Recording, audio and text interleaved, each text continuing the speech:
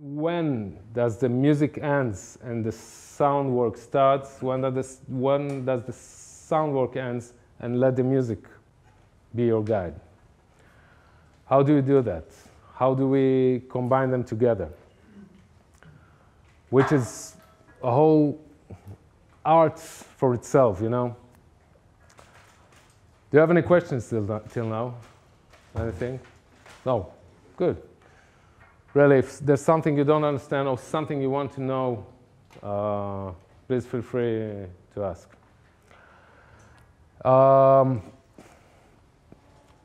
As far as I say, sound design, you can say it's the same thing like composing music, all right? And I would say composing because you compose also a soundtrack. Not a soundtrack in the music aspect, but in the sound aspect. We have the room tones, all right? You know what a room tone is? Yeah? We have the room tones and the atmospheres, which I compare them to pads in music, you know? Pads and drones, okay? It has the same, even the same envelope, more or less. You know, the sound envelope has the same thing, you know? It works the same way. You have the bits of the scene, you know? Every scene in every movie has its own beat, you know? Rhythm, okay? How do I find the rhythm of the scene? Sometimes I just, you know, put a metronome, all right? Just put a metronome. I take it out right after I find the beat, you know, but just put a metronome and find, you know, the right rhythm for the scene, you know? If it's a slow scene, you know, and if it's a fast scene. After I find this bit of the scene, I try to find the elements that will give me that bit, the sound element, all right? It can be a sound effect. It can be just oscillation of something, you know, just a synth oscillation, you know, that gives the bit. Its volume should be really, you know, like low, so it won't disturb the scene, but help it, you know. Sometimes I can use a sound of a fan, you know, just a fan that goes,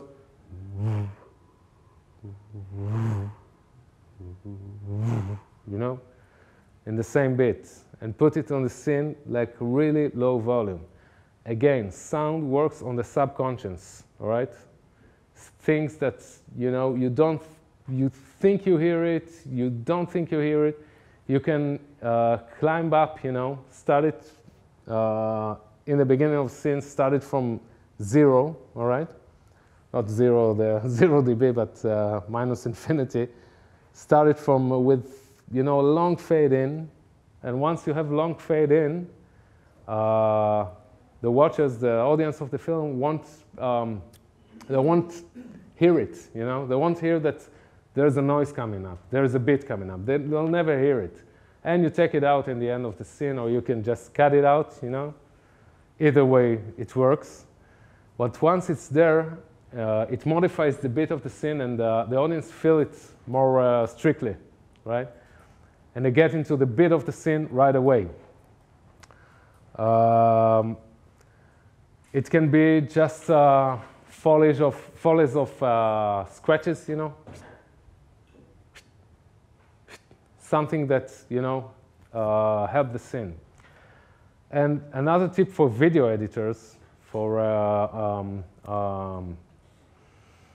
picture editors, sometimes picture editors cannot find the right rhythm of the cuts, you know, in between the cuts. So what some of them do, which I adopted this method as an advice for video editors, just put a music, you know, just put a bit of music, you know, doesn't matter what, you know, a music that you think will feel right for the scene.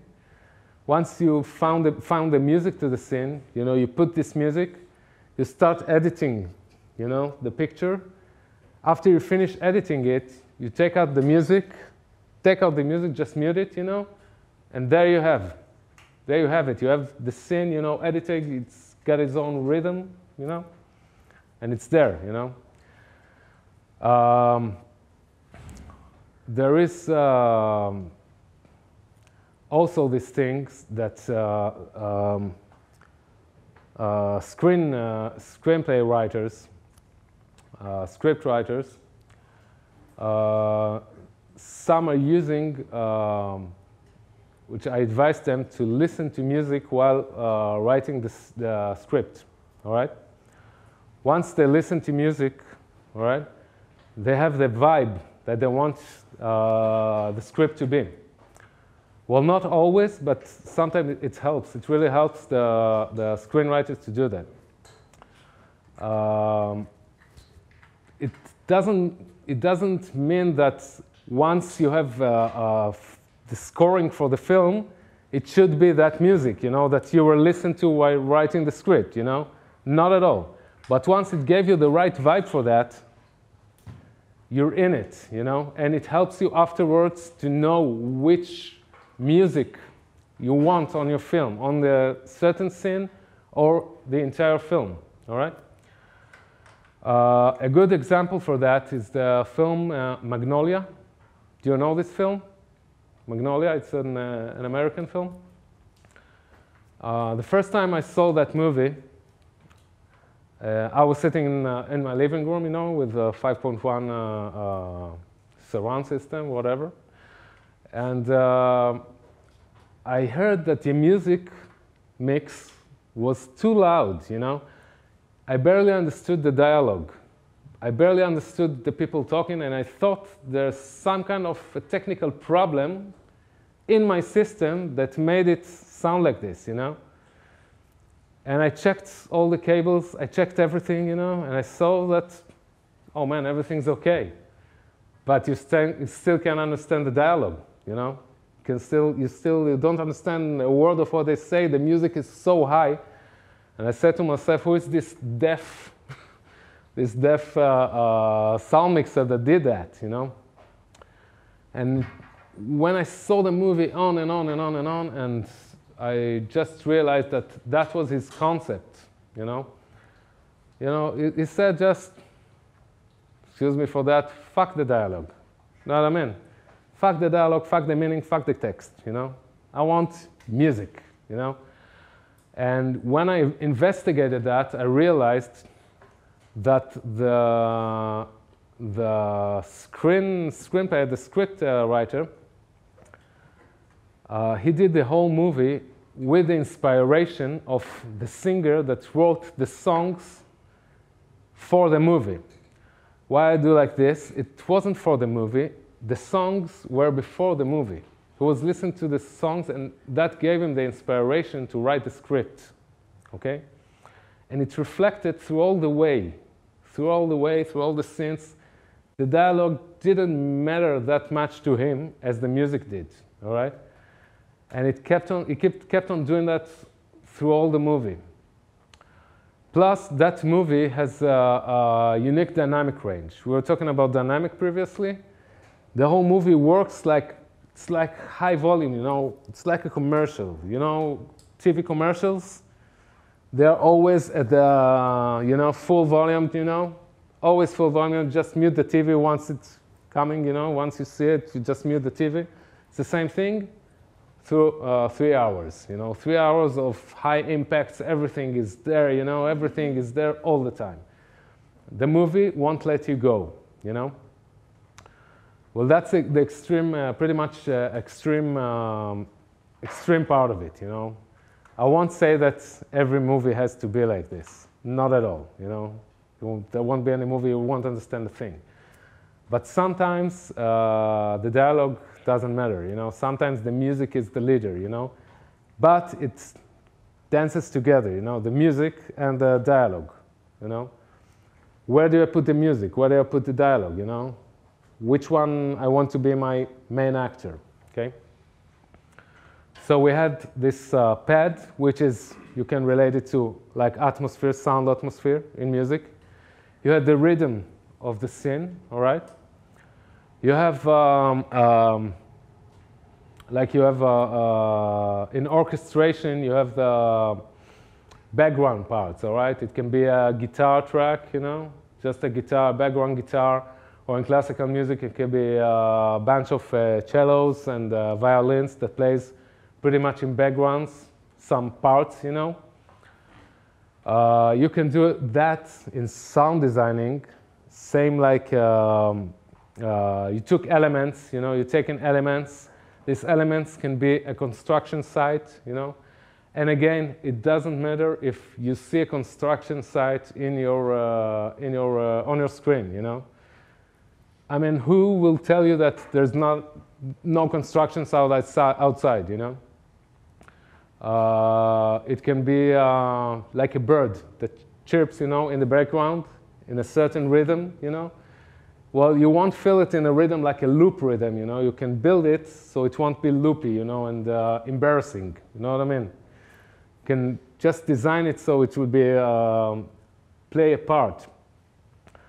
And we have a solo, you know. In music, we have a solo instrument that plays, either it's a guitar or saxophone or a whistle or whatever, you know.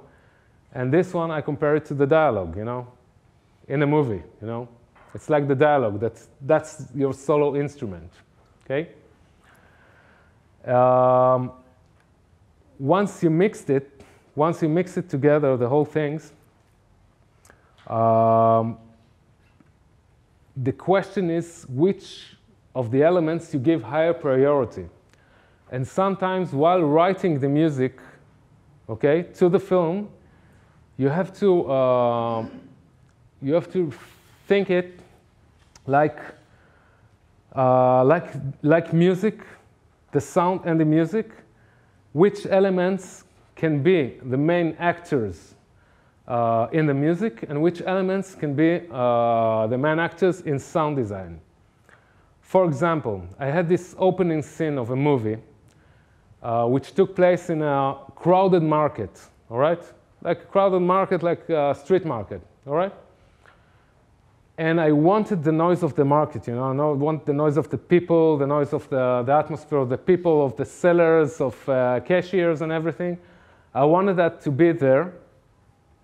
And I also wanted, because that is a beginning of film, I also wanted the music to take place as well, you know. So I didn't want to give up the music, and I didn't want to give up the market, all right? I wanted them both to be alive. If I put them both together, the music was pretty much rhythmic. If I would have done that together, it would have been a chaos, you know? And a chaos to the ear, it's not something good, you know? It's like eating, I don't know, spaghetti bolognese with chocolate, with, you know, it's like a bad mixing, you know, really bad mixing. You don't want to eat that, you know? You won't let anyone eat that. So I thought to myself, how do I keep the market, this market sound, high volume, and still I don't lose the music? And then it came to me that that's the same thing, you know, the market atmosphere is like a pad, you know what I mean? Like, it's like a noise, it's like a continuous noise. It doesn't have a distinct sound, you know, it's like, just like a tonal hum, you know what I mean? Like, just hear it. And in the music, I had this pad, you know?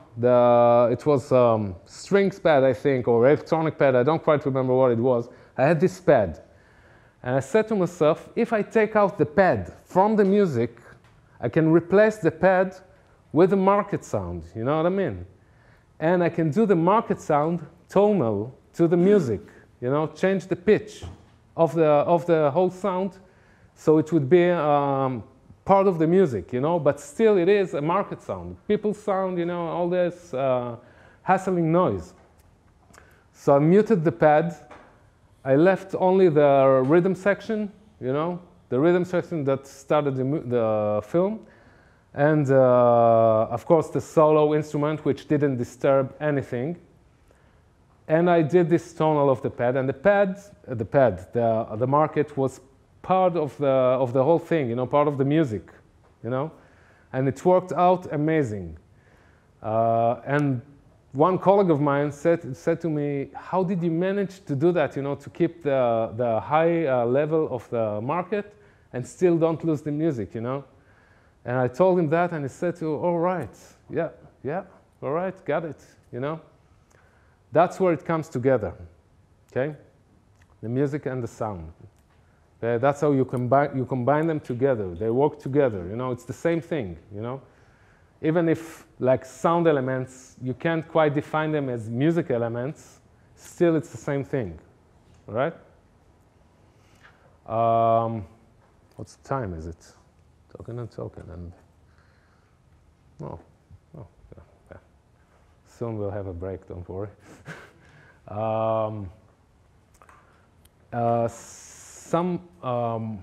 There's, I didn't brought it here with me.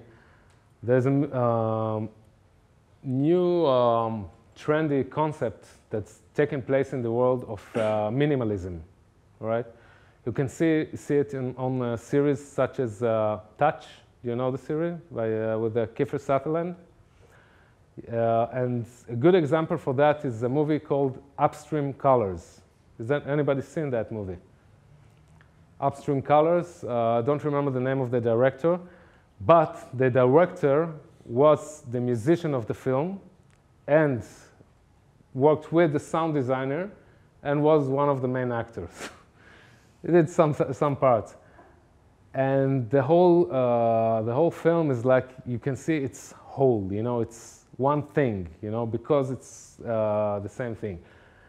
Well, he wasn't that much of an actor as such. He did the music for the film, and the script was great.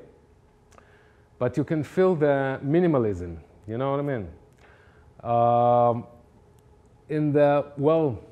Up until the late 80s, mid 90s, there was all this Hollywood concept of making, you know, like big sounds or noises, everything like harsh impacts, you know. There's even this, the whole sound effects library called SDT. Do you know that? Which is head for Sound Designer's Toolkit. It's all like big impacts, you know, big swooshes, explosions, everything. That every time that a door is shut down, you know, you hear, you know, like a whole world is collapsing, and it's only a door, you know. And from the mid-90s, there's this trend that started and it's still taking place of minimalism. Now, building minimalism in sound and music is the most difficult thing. It's the most difficult thing. And sometimes it takes much more channels on your Pro Tools to build the silence. You know what I mean? We call it 80 channels of mute, you know? But it's not mute, you know? It's just like small elements, really small, tiny elements, you know? That's combining the whole silence, you know? Even if I will be silent now, listen to all the elements that you have here.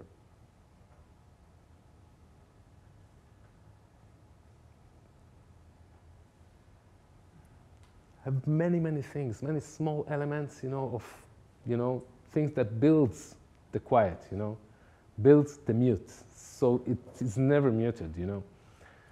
And in the music, the trend that's taken place also is using, I call it the pins elements, you know what I mean? It's like you hear sounds of needles and pins, you know, instead of all these great, you know, weapons, you know, and everything like the Hollywood ones.